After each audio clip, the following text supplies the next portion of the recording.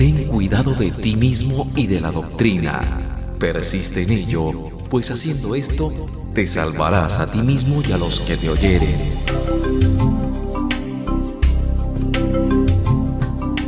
Bienvenidos a su programa Ministerio de la Palabra Fiel, donde recibirá edificación en estudios y talleres bíblicos, análisis, reflexión y donde se despejarán inquietudes acerca de la interpretación bíblica. Ministerio de la Palabra Fiel. Dirige el pastor Miguel Niño.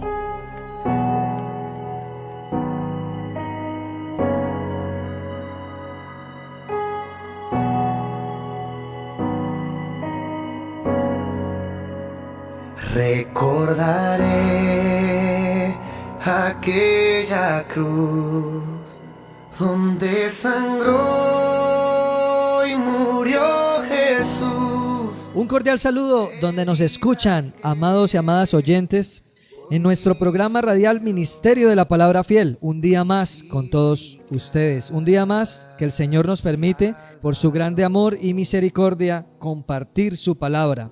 Y qué bueno, en esta hora, aquí reunidos, dispuestos a estudiar la palabra y como siempre, en este espacio de meditación, de estudio, de interpretación y también de acercarnos a ella con mucha pasión, con mucho amor, con muchos oídos y dispuestos a aprender cada día más. Estamos en esta hora con el pastor Miguel Niño, con el pastor Osvaldo Arenas, pastores en sus respectivas iglesias y congregaciones, maestros de la palabra y dispuestos también a compartir.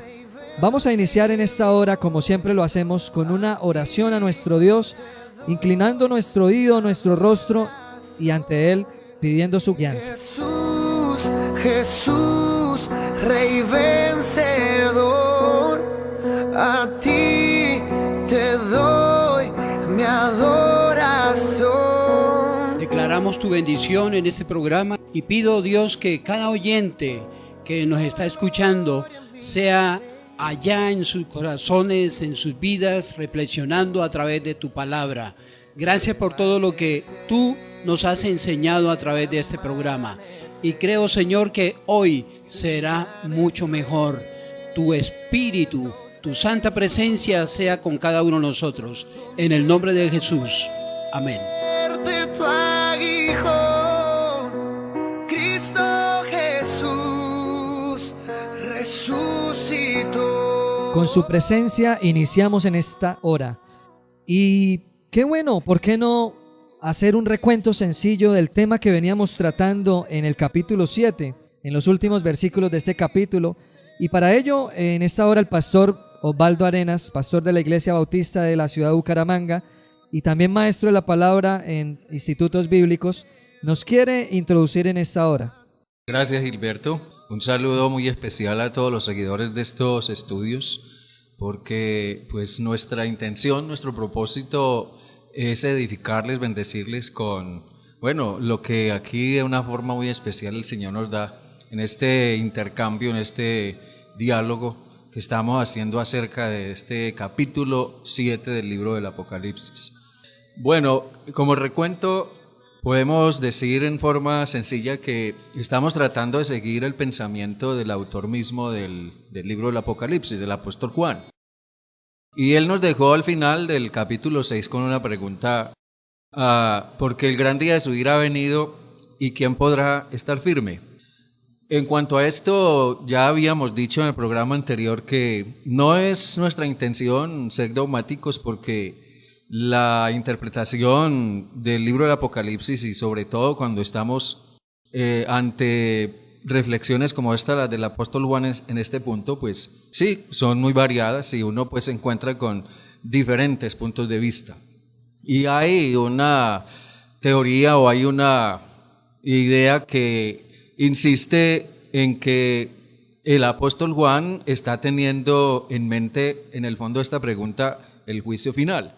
Sin embargo, hay otro punto de vista que afirma que no es tanto que Juan esté ya anticipando el juicio final con esto, sino que él está refiriéndose a que en el fondo de esto hay una serie de asuntos digamos, que se refieren a juicios, digamos, temporales, calamidades naturales y cosas así, como instrumentos de juicio por parte de Dios en los asuntos de los seres humanos. Ahora, son puntos de vista, pero de todas maneras hemos partido de esa pregunta, porque el punto aquí es, ¿qué les sucede a los santos de Cristo mientras la obra destructora está en progreso? Se pregunta, ¿quedan a salvo de esa fuerza destructora o van a ser perjudicados por ella? La verdad es que como respuesta a esa pregunta el apóstol Juan nos presenta dos dimensiones de la iglesia y en esto pues vuelvo a insistir, no pretendemos ser dogmáticos, al menos trato de presentar una perspectiva un tanto personal en cuanto a esto, pero Juan nos presenta dos dimensiones de la iglesia, una dimensión representada en los 144,000 y la otra dimensión de la iglesia está representada en los creyentes que el apóstol Juan en su visión ve delante del trono del Cordero. Los 144,000 pueden interpretarse en forma literal, algunos piensan que se refiere a los judíos que se han hecho cristianos y que van o que son salvos y van a llegar al cielo, y que la multitud vestida de ropas blancas delante del Cordero se refiere a los creyentes gentiles que se han salvado. Creemos que esa es una opinión respetable. Sin embargo, hay otro modo de verla, teniendo en cuenta que el apóstol Juan está tratando de responder a la pregunta, cuando vengan esos juicios sobre la tierra, ¿quién podrá permanecer firme? Y la respuesta básica del apóstol Juan es que van a ser sellados los que pertenecen a Cristo. No van a ser afectados por el destino final del juicio. No significa que van a quedar fuera de las consecuencias del juicio, pero sí van a ser protegidos por Dios para ser llevados al cielo. Así que, mirándolo desde esa perspectiva, los 144,000 representan, a partir del simbolismo que esto tiene, representan a toda la multitud de creyentes cristianos que, igual que el pueblo de Israel fue peregrino en la tierra o peregrino en el desierto, la iglesia también es peregrina en la tierra y que al final llegará a su meta final, que es en la presencia de Dios. Y la multitud vestida de ropas blancas que está delante del trono del Cordero se refiere a los creyentes que ya están en el cielo, están en la presencia del Señor.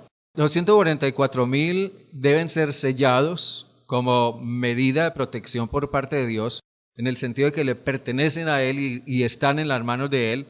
Y la multitud vestida de ropas blancas en el cielo no necesita ser sellada porque ya están en la presencia del Cordero, ya están en el cielo. Pero el punto aquí es que tanto los 144,000 como la multitud vestida de ropas blancas en el cielo se refiere a la misma o al mismo grupo de personas. En realidad nos está hablando de la iglesia que sigue peregrinando en la tierra en medio de sus pruebas, en medio de sus retos, digamos, terrenales, siendo fiel al Señor, manteniéndose firme en seguir al Señor, y la multitud delante del trono del Cordero es la iglesia victoriosa, es la iglesia que levanta palmas de victoria diciendo: hemos llegado al final por la gracia y por la misericordia de Dios, y a Él debemos nuestra victoria final. Básicamente eso era lo que habíamos visto hasta ahora, así que vamos a continuar con el resto de la reflexión. Aprende con el Ministerio de la Palabra Fiel. Como muy bien el pastor Osvaldo en esta hora nos lo hace ver, esa multitud enorme, ¿no?, de mártires de la fe que van a llegar a ser incontables de alguna manera, de toda nación, toda raza, todo pueblo, toda lengua. Y ese recuento que nos acaba de hacer, la salvación es universal. Y aquellos mártires van a ser miembros destacados del nuevo pueblo de Dios. Van a compartir esa suerte que el mismo Jesús, como Mesías en el mundo, ha vivido y ha hecho con su vida. Y por ello reinaremos, podríamos decir, en esta hora. Muy bien, tenemos entonces la parte del nuevo capítulo y voy a hacer la lectura del capítulo 8, del versículo 1 al versículo 13. Dice la palabra del Señor: cuando abrió el séptimo sello, se hizo en el cielo un silencio de media hora. Vi a los 7 ángeles que estaban delante de Dios. Les entregaron 7 trompetas. Otro ángel vino y se colocó junto al altar con un incensario de oro. Le dieron incienso abundante para que lo añadiese a las oraciones de todos los santos, sobre el altar de oro delante del trono. De la mano del ángel subió el humo del incienso con las oraciones de los santos hasta la presencia de Dios. Después tomó el ángel del incensario, lo llenó con brasas del fuego del altar y lo arrojó a la tierra.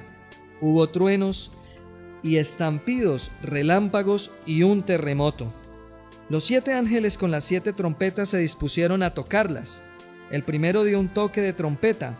Hubo granizo y fuego mezclados con sangre, que fue arrojado a la tierra. Se quemó la tercera parte de la tierra junto con la tercera parte de los árboles y toda la hierba verde. El segundo ángel dio un toque de trompeta. Una montaña enorme se desplomó ardiendo en el mar. La tercera parte del mar se volvió sangre. La tercera parte de los seres vivos marinos pereció y la tercera parte de las naves naufragó. El tercer ángel dio un toque de trompeta. Cayó del cielo una estrella gigantesca, ardiendo como una antorcha. Cayó sobre la tercera parte de los ríos y sobre los manantiales de agua. La estrella se llama Ajenjo. 1/3 del agua se volvió ajenjo, y muchos hombres que bebieron de esas aguas murieron porque se habían vuelto amargas. El cuarto ángel dio un toque de trompeta. Se oscureció la tercera parte del sol, de la luna y de las estrellas, de modo que una tercera parte de todo se oscureció. Faltó una tercera parte de la luz del día, y lo mismo sucedió con la noche. Vi un águila volando por lo más alto del cielo y oí que gritaba muy fuerte: ¡ay, ay, ay!, de los habitantes de la tierra, cuando suenen las trompetas que van a tocar los 3 ángeles. Dada la lectura en esta hora, Pastor Miguel, estamos en el capítulo 8, sugiriendo y viendo la escena que nos presentaba el Pastor Osvaldo de recuento anterior, de ese tránsito del testimonio de la esperanza en la vida plena y feliz que Cristo nos ofrece. Viene ahora esta escena, del 7º sello que se hace en el cielo, y de ahí en adelante un conjunto de escenas que nos van a representar lo que pasa arriba en el cielo, pero también aquí en la tierra. Por favor, coméntenos acerca de esto. Ahora nos trasladamos a la tierra, y el texto empieza a decir: cuando el Cordero abrió el 7º sello, se hizo silencio en el cielo como una media hora. Algunos teólogos, este versículo pues es como misterioso, en el sentido de que puede hablar de varias cosas, ¿sí? Se puede referir a varios eventos que van a suceder. Creo que debemos respetar dicha polisemía, a condición de que en esta sesión debemos tener un sentido de que en el cielo hay una liturgia, ¿sí? Hay una gran fiesta, un gran honor angelical de los 4 seres vivientes y de todos aquellos que estaban adorando al Cordero. Pero ahora hay un silencio que en la Biblia se nos da 2 referencias. En Habacuc capítulo 2, versículo 20 dice: en cambio, el Señor está en su santo templo, guarde toda la tierra silencio en su presencia. Y en Zacarías 2:13 nos dice el texto de la siguiente manera: que todo el mundo guarde silencio ante el Señor, que ya avanza desde su santa morada. Yo pienso de que este silencio tiene que ver con lo que el siguiente toque va a suceder, de lo que va a acontecer en la tierra. Es una apreciación personal. Yo quisiera que cada uno de ustedes aportara qué significaría este silencio que hubo en el cielo, Pastor Osvaldo. Yo pienso que el silencio siempre trata de comunicar algo, y sobre todo cuando tiene que ver con asuntos de suma gravedad o sumamente serios. El apóstol Juan habla con mucha certeza, con mucha convicción acerca de los juicios que vendrán sobre la tierra. Y esos juicios pues obviamente van a ser calamidades encaminadas a mostrar la indignación de Dios contra toda injusticia y contra todo pecado. De modo que si se contrasta lo que es la indignación de Dios por el pecado del ser humano con lo que es el orgullo, la terquedad, la obstinación humana, que no quiere cambiar, que no se arrepiente, que no se vuelve a Dios, pues no queda menos que pensar, por ejemplo, en las palabras de Jesús en la cruz, cuando ante la maldad de aquellas personas que lo llevaron a la cruz, Él simplemente decía: Padre, perdónalos porque no saben lo que hacen. Ante la perspectiva de los juicios de Dios, los seres humanos puede ser que se burlen, los desconocen o los rechazan o simplemente no lo creen. No esperan que eso tenga que ver con ellos. De modo que ellos están acarreándose algo sumamente serio sobre sus vidas en lugar de arrepentirse. De modo que lo menos que puede haber ante una situación como esa es un silencio, yo pienso, un silencio reverente ante la ignorancia y la insensatez de quienes, estando siendo objeto de un juicio sumamente severo, no lo toman en serio. Como pasó, por ejemplo, en el tiempo previo al diluvio universal, o como pasó en el tiempo previo a la destrucción de Sodoma y Gomorra, ¿no? El juicio de Dios en alguna forma fue anunciado, pero los seres humanos no lo tomaron en serio. Así que termino diciendo esto: cuando Jesús estaba frente a Pilato y este lo interrogó y le preguntó una serie de cosas, al final Jesús lo único que hizo fue guardar silencio, porque no cabía o no cabe en la cabeza el tratar de dialogar con alguien tan insensato como Pilato, que no entiende, no capta, ni siquiera teniendo frente a él mismo la verdad por la que él mismo preguntaba.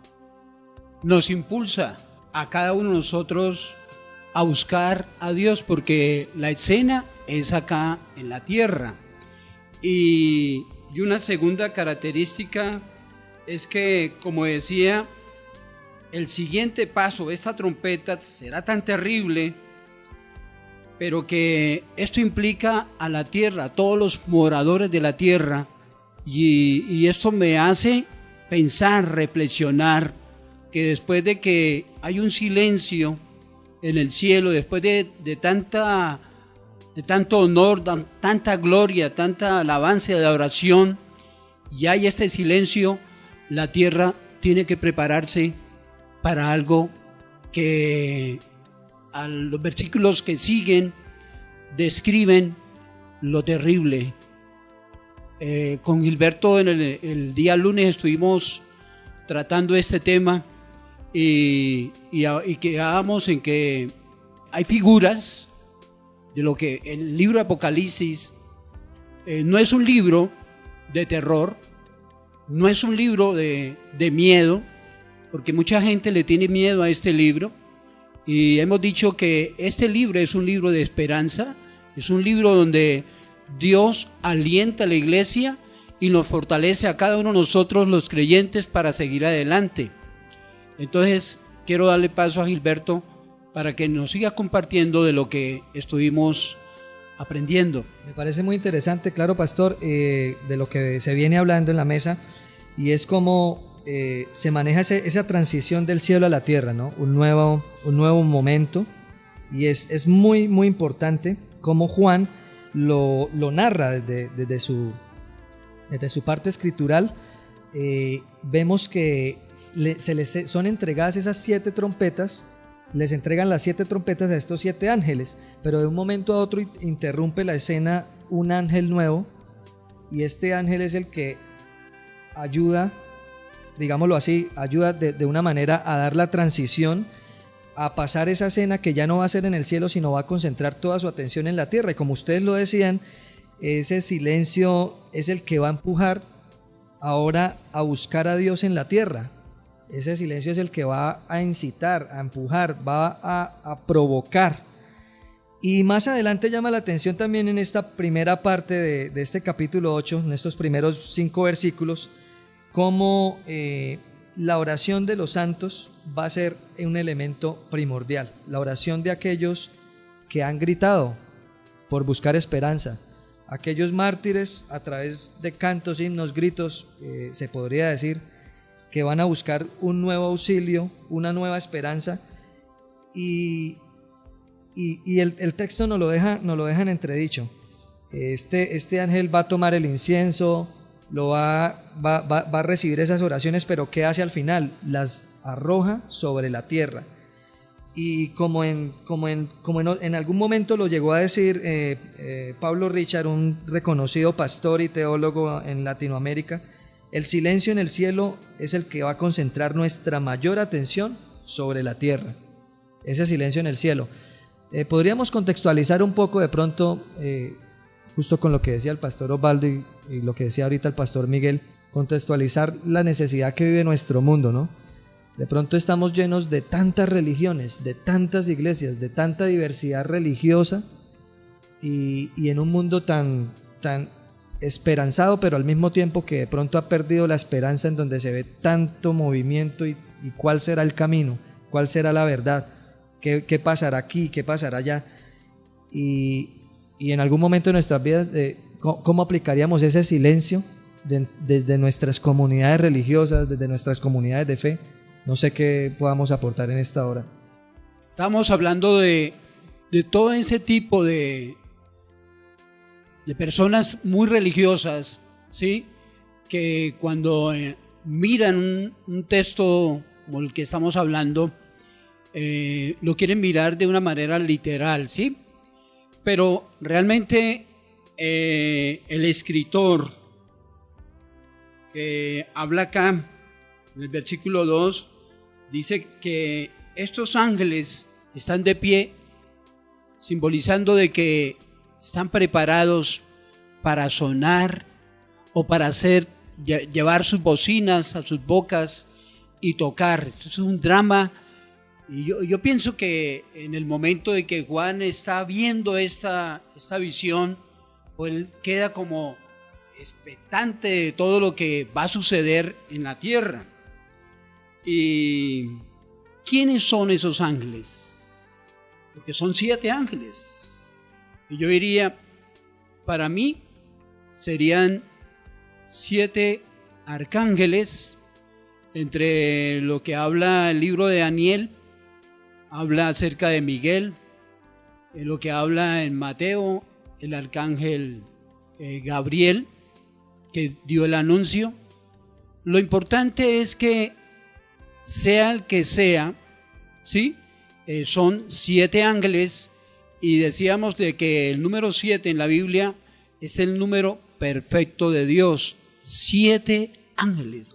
Los ángeles son mensajeros de Dios, y como dice el libro o la epístola a los Hebreos, los ángeles son mensajeros y son ejecutores de la voluntad de Dios. Por lo general, siempre que se habla de juicio de Dios en algún momento de la historia, y cuando ese juicio se va a ejecutar, observen ustedes que siempre vemos ángeles presentes, ya, al menos la mayoría de las veces. Entonces esos ángeles son los mensajeros de Dios y al mismo tiempo los ejecutores del juicio de Dios. Pero si queremos ir un poquito más allá del sentido de lo que es la palabra ángel, pienso que esos ángeles también son símbolo, representación de la presencia misma de Dios, de la mano misma de Dios llevando a cabo su juicio. Recordaré aquella cruz donde sangró y murió Jesús,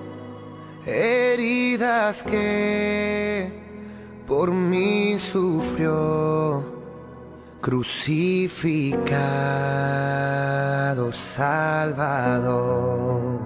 Todas sus inquietudes o interrogantes acerca de la palabra de Dios tienen respuesta. Llámenos al 317-437-4582 o escríbanos a ministeriodelaPalabraFiel@gmail.com.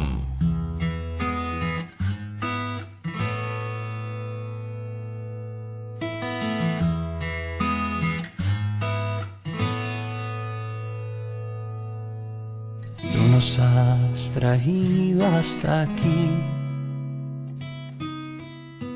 no nuestras fuerzas ni nuestra bondad. Tú nos has traído hasta aquí, por eso toda la gloria y la gratitud, por eso todo el honor para ti. Pues quien sino tú has sido refugio, y quien sino tú calmó nuestra sed, y quien sino tú has sido el sustento cuando todo faltaba. Señor, sino tú que por siempre eres fiel.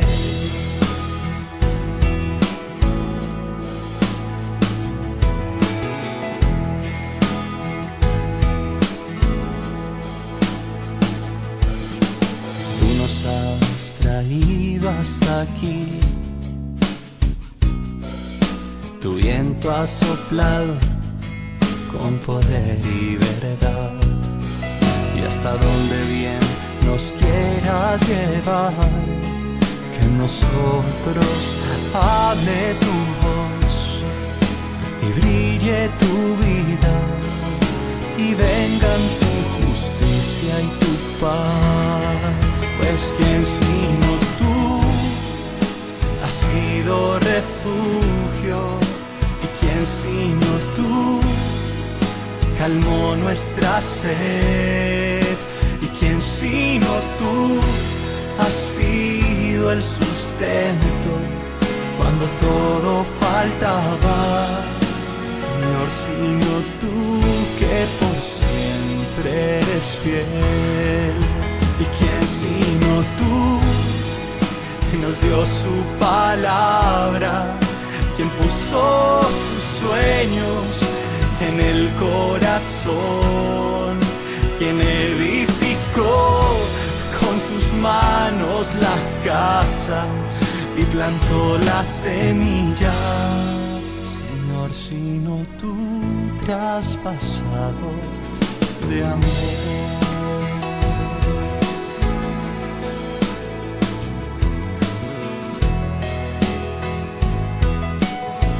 Ministerio de la Palabra Fiel.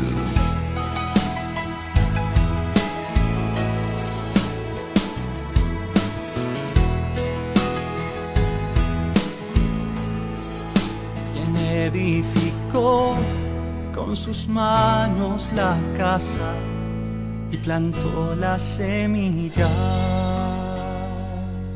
Señor, sino tú traspasado de amor.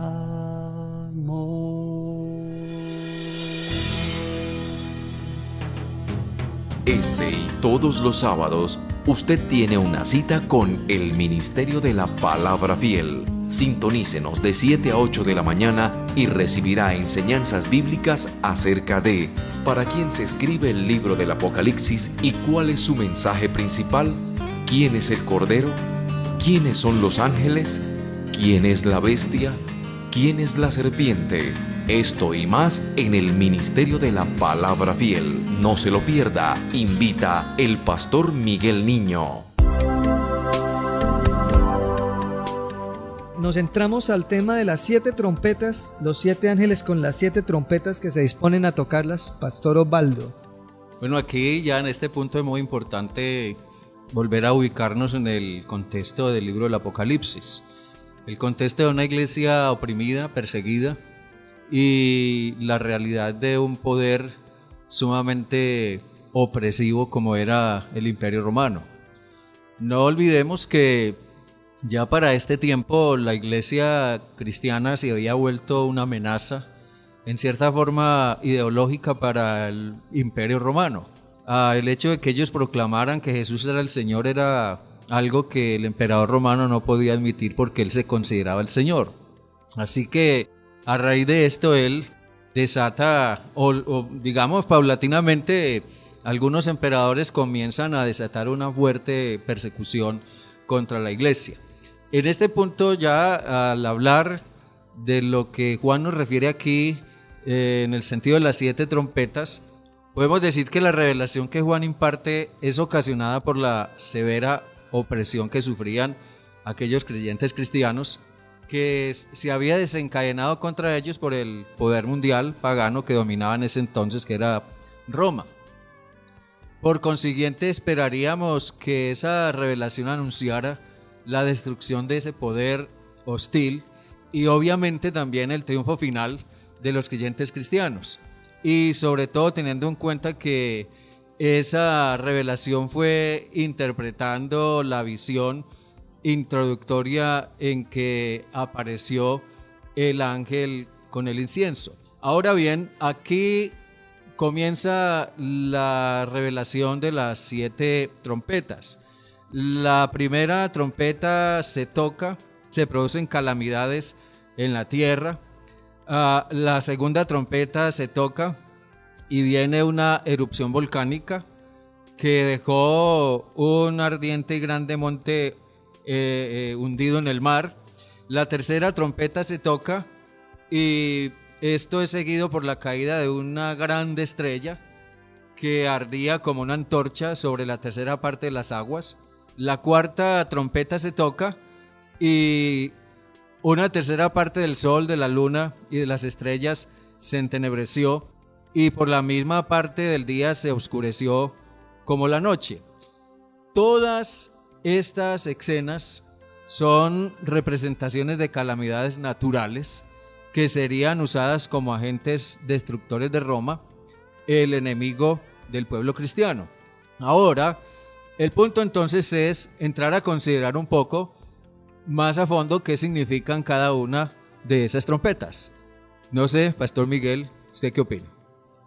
Sí, Pastor Baldo, estoy de acuerdo con lo que acabaste de afirmar, en que en la escena el emperador, que era Diocleciano, quien había puesto al pueblo de Dios en aprietos, persecuciones, en muchas muertes, él se creía amo y señor de todo este imperio.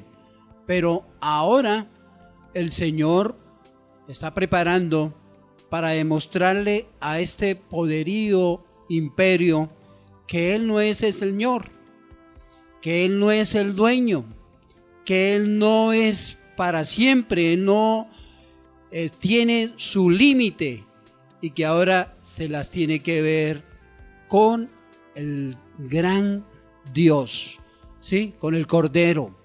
Pienso de que cada una de estas trompetas, como decía el pastor Osvaldo, pues tiene un gran significado, y quisiera preguntarle aquí a Gilberto, ¿sí? ¿Qué entiende o cuál sería el mensaje de lo que significa o significó para aquella comunidad en la cual Juan les escribe?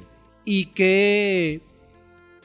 cuál sería el significado para nuestros días, teniendo en cuenta de que estamos hablando de la gran tribulación, de lo que van a suceder y de todo lo que va a acontecer acá en la tierra. Creo que hay unos elementos históricos muy importantes en las referencias de Juan, y no podemos obviar, no podemos ocultar la grandeza literaria histórica que Juan tiene, sobre todo con los libros veterotestamentarios. Juan siempre va a utilizar símbolos y señales que se van a presentar en el Antiguo Testamento, como usted lo mencionaba desde el comienzo, leyendo Habacuc, Sofonías, pero en la mención de las trompetas hay evidencias históricas que algunos autores han descrito, como cuando esa montaña enorme se desploma ardiendo en el mar. Algunos dan claridad y acercan este hecho histórico cuando Babilonia, recordemos, cuando Babilonia es destruida, precisamente estos elementos de la sangre, Juan los menciona, aunque son de difícil traducción, de difícil interpretación, más bien lo diríamos, los seres marinos que perecen y la tercera parte de las naves que naufragan, pero todo esto de pronto son elementos que a veces nos llevan a pensarlo, no de manera literal, sino va a un enfoque mucho más profundo y va relacionado y ligado con la oración que los santos en la tierra han provocado para que se arrojen estas calamidades sobre la tierra. O sea, hoy en día volvemos a decir lo mismo, no podemos tomar el libro del Apocalipsis como un libro literal y entonces ¿cuándo será que la montaña se va a caer? ¿Cuándo será que va a empezar a bajar fuego del cielo? Estos son elementos descriptivos sobre una realidad y es la realidad que está viviendo la comunidad dentro del Imperio Romano, como lo decía el pastor Osvaldo. Entonces, recordando lo que la misma palabra dice en otro texto, no hará justicia con quienes claman a él día y noche. Es un elemento que aquí Juan no lo está tratando, pero recordemos lo que la misma Biblia nos recuerda por allá, los elementos de justicia dentro de la narrativa, los elementos de... y es bastante notorio, parece que fuera contradictorio, ¿no? Estamos hablando de justicia, pero al mismo tiempo se nos muestran unas calamidades y eventos tan catastróficos. Uno diría, pero un Dios de esa magnitud, un Dios de esta situación, pero no es Dios el que está provocando eso. Es el mismo ser humano, es la misma raza, es la misma tierra la que ha sido destruida y son esos elementos. Y yo quisiera aquí, aprovechando la pregunta del pastor, recordando a un escritor muy famoso en el mundo y se dice que es uno de los hombres más inteligentes del mundo, tal vez no sea cristiano en el momento, no sé a qué comunidad pertenece, y es Stephen Hawking. Alguna vez él dijo: hemos traspasado el punto de no retorno. Lo dijo hace poquito, en los medios lo publicaron, y él dice que hemos traspasado el punto de no retorno. La Tierra se está volviendo demasiado pequeña para nosotros. La población crece a un ritmo alarmante y corremos el peligro de destruirnos a nosotros mismos. Palabras de Stephen Hawking, de pronto para algunos ateo, para otros el anticristo, no sé cómo le quieran decir, pero son palabras que, si nos vamos al plano bíblico, están en la Biblia antes que él las dijera y están en el sentido bíblico de interpretación de lo que necesitamos entender como comunidad hoy en día. Entonces es un caos el que se viene. Aquí no estamos hablando de cualquier cosa, y es un caos, como lo muestra Juan. La tercera parte del agua se vuelve ajenjo, y dice que muchos hombres beben de esas aguas y mueren porque se habían vuelto amargas. La pregunta es, ¿cuál será el ajenjo hoy en día en nuestra comunidad, en nuestra sociedad latina, en la misma y dentro de las mismas congregaciones eclesiásticas, dentro de nuestras mismas congregaciones y vivencias que tenemos? ¿Cuáles serán esos males y tormentos que de pronto están a punto de estallar o a punto de ser tocados, o que ya se están tocando quizás? De pronto me estoy como adelantando a la parte de la aplicación, no quiero hacer eso, pero esa es como la idea. El cielo definitivamente es la dimensión profunda de la historia, y así empieza el capítulo 8. Desde el cielo se viene una cantidad de revelación que ahora va a ser dada a través o sea, Dios la da a través de estos elementos, de estos ángeles mensajeros, y se van a visibilizar en la liturgia de la comunidad. Los símbolos y estos ritos que se expresan los va a vivir la comunidad. Yo creo que hay una cosa muy importante, y es que un mensaje primordial que trata de comunicarnos Juan también es que la voluntad de Dios se cumple, que lo que Dios anuncia, lo que Dios advierte, se hace realidad. ¿Ya? Por ejemplo, estamos hablando del toque de las primeras 4 trompetas, no hemos mencionado la quinta, pero podríamos decir que históricamente hablando, una de las cosas que hizo que el Imperio Romano terminara o fuera en cierta forma destruido fue una serie de calamidades naturales, como por ejemplo terremotos, erupciones volcánicas, inundaciones, etc.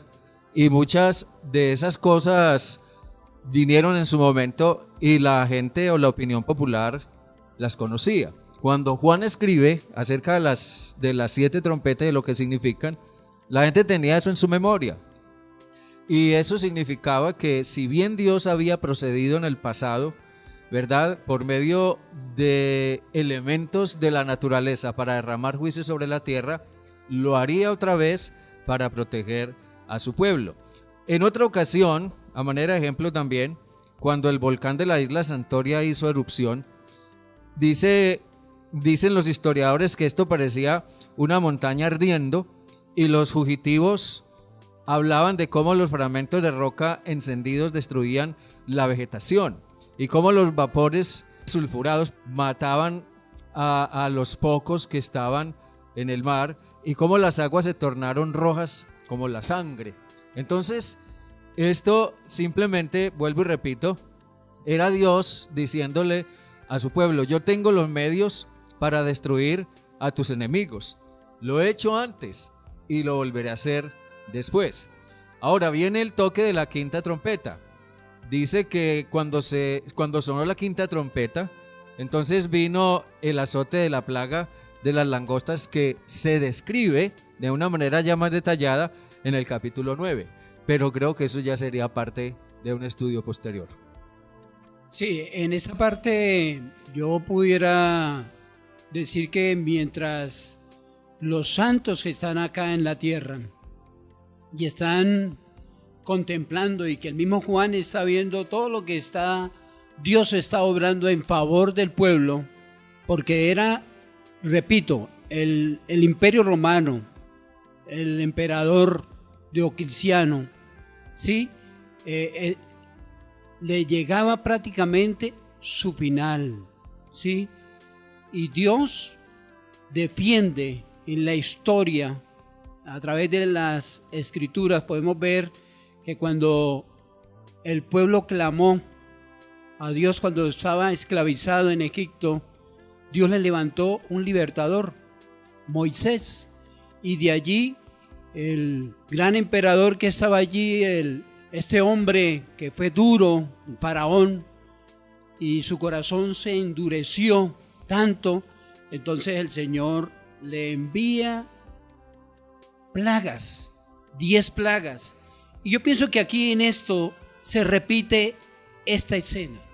Esta escena se repite en lo que hubo en la liberación del pueblo judío a través del faraón. Faraón no quería dejar ir a su pueblo, pero Dios tuvo que tratarlo muy duramente, y que a través del libro Apocalipsis yo veo que cada vez que hay esto, los hombres se endurecen, sus corazones se vuelven incrédulos, pero hay momentos que el hombre reflexiona y como que lo hace buscar. A mí personalmente las pruebas que he tenido que atravesar, eso me ha ayudado a madurar, a ver a Dios actuar, y que nuestra fe debe estar firme como lo hubo en estos cristianos. Eran fieles, eran firmes, y ese es el mensaje que Apocalipsis nos habla: estar firmes, no importa la circunstancia, las adversidades y cualquier situación. El mundo está en este momento en un caos terrible. Vemos en diferentes partes del mundo terremotos, ¿sí?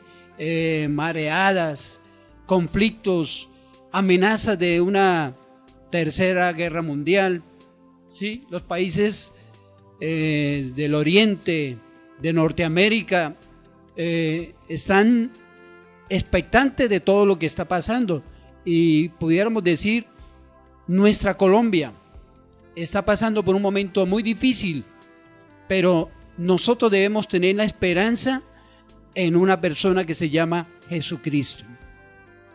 En Jesucristo, así es, pastor, como usted nos lo acaba de mencionar. Y bueno, ya estamos dando por terminado, nos quedan unos minutos. ¿Y por qué no contextualizar un poco? ¿Qué mensaje pastoral desde nuestras congregaciones, desde nuestras comunidades? Esa pregunta que quedó como en el aire, ¿cierto?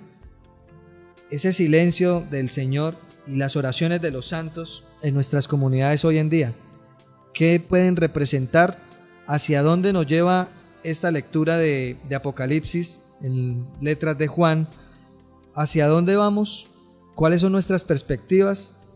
¿Qué esperamos? ¿Esperamos catástrofe? ¿Esperamos qué nos queda en nuestra comunidad, en nuestra fe? Como lo vio la comunidad de Juan bajo el imperio. Yo pienso que todo esto nos lleva a una reflexión apremiante en que la iglesia debe tomar una actitud de interceder, ¿sí? Ser intercesores.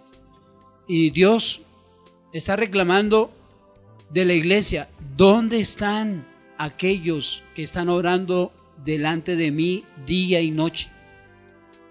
Que podrían evitar, ¿sí?, muchas situaciones en el campo de la política, en el campo de la economía, en el campo de la salud, ¿sí? Hay mucha gente que en este momento está enferma, está padeciendo de una enfermedad terrible, un cáncer, no sé. Pero pienso que muchos de los que están escuchándome en esta hora necesitan una intervención en sus vidas, en sus hogares destruidos, jóvenes caídos en las drogas, ¿sí?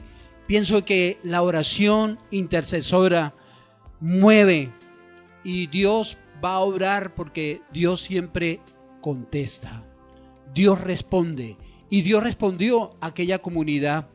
Recuerde que esto se hizo porque aquellas personas que habían sido decapitadas habían ido delante del Señor quejándose y pidiendo una ayuda. Y ahí vino la respuesta. Yo estaba pensando en la referencia que hacía hace un momento al libro del Éxodo.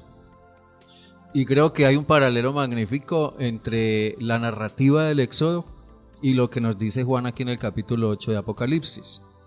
Yo he estado leyendo en estos días en mi devocional personal el libro del Éxodo y estaba mirando el momento cuando Dios envía a Moisés a hablar con Faraón. Y Dios le dice a Moisés, ve y dile a Faraón que deje ir a mi pueblo. Pero Dios le advierte, pero él no los va a dejar ir, sino por la fuerza. Entonces yo meditaba en esas palabras y sentí que el Señor me hacía ver, es que en medio de una situación como esas, sea en el tiempo del Éxodo, o sea en el tiempo del Apocalipsis, o sea hoy, Dios es soberano. Los tiranos han existido, los poderes tiránicos han existido siempre y seguirán existiendo. Y los tenemos presentes en el mundo hoy. Pero a veces a nosotros se nos olvida que por encima de todo poder tiránico está la omnipotente soberanía de Dios.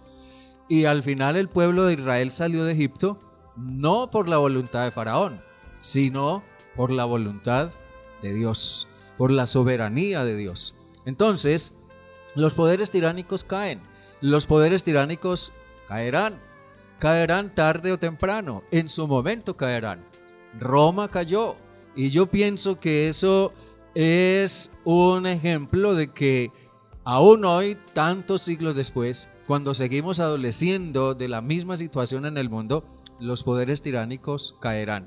Todo aquello que sea contrario a la verdad, todo aquello que sea contrario a los valores morales que enseña la palabra de Dios, todo aquello que sea contrario a la voluntad de Dios y a Dios mismo, caerá, porque Dios sigue siendo soberano. Qué linda palabra de esperanza profunda, ferviente que hay en nuestro Dios y en su palabra. Y quiero leer textualmente, enfocando en estas palabras que acaban de decir el pastor Miguel, pastor Osvaldo, ahí en Éxodo, capítulo 2, versículo 24. Dios escuchó sus quejas y se acordó de la alianza con Abraham, Isaac y Jacob. Y viendo a los israelitas, Dios se interesó por ellos. De esa voluntad y de esa soberanía que nos compartía el pastor Osvaldo, en esta hora queremos terminar este hermoso programa que Dios nos ha permitido y encomendar a nosotros, encomendar en sus manos la vida y el destino de cada uno de nosotros. ¿Qué le parece, Pastor Osvaldo, si finalizamos con una oración, por favor?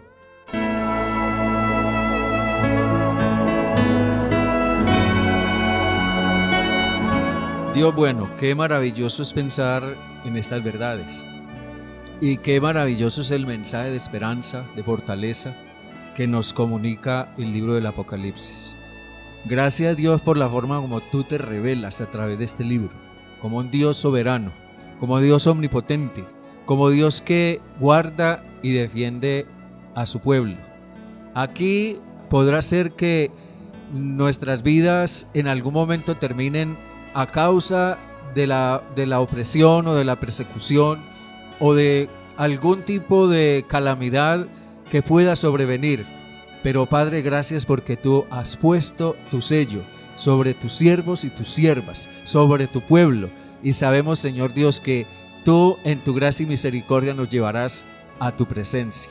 Gracias, Dios, porque tú muestras también, Señor, tu infinita compasión y tu misericordia para con aquellos que son, Señor, rebeldes a ti, que no te reconocen, que no te aceptan o que simplemente en su orgullo y en su soberbia dicen que no hay Dios. Pero aún a ellos, Dios, tú les das oportunidad de arrepentirse y de volverse a ti.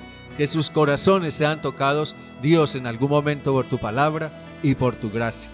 Señor, que esta reflexión que hemos hecho en este estudio, en este tiempo, pueda, Señor, ser de grande bendición para todos aquellos que la escuchen y pueda enriquecer grandemente sus vidas. Te lo rogamos en el nombre de Jesús. Amén y amén. Todas sus inquietudes o interrogantes acerca de la palabra de Dios tienen respuesta. Llámenos al 317-437-4582 o escríbanos a ministeriodelaPalabraFiel@gmail.com.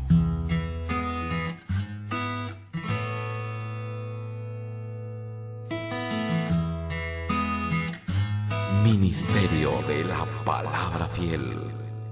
Tú nos has traído hasta aquí,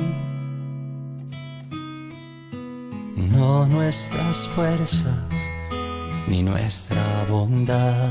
Nos despedimos en esta ocasión deseándoles una bendición grande de nuestro Señor y invitándolos para que escuchen su programa Ministerio de la Palabra Fiel, próximamente capítulo 9. Nos pueden escribir al ministerio de la palabra fiel @gmail.com. Recuérdelo, ministerio de la palabra fiel @gmail.com. Bendiciones.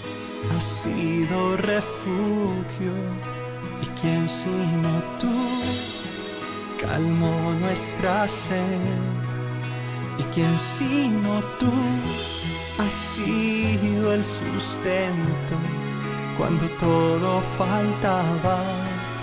Señor, sino tú que por siempre eres fiel. Agradecemos su valiosa sintonía. La cita es el próximo sábado de 7 a 8 de la mañana con el Ministerio de la Palabra Fiel, donde una vez más estaremos trayendo edificación a través de la palabra del Señor.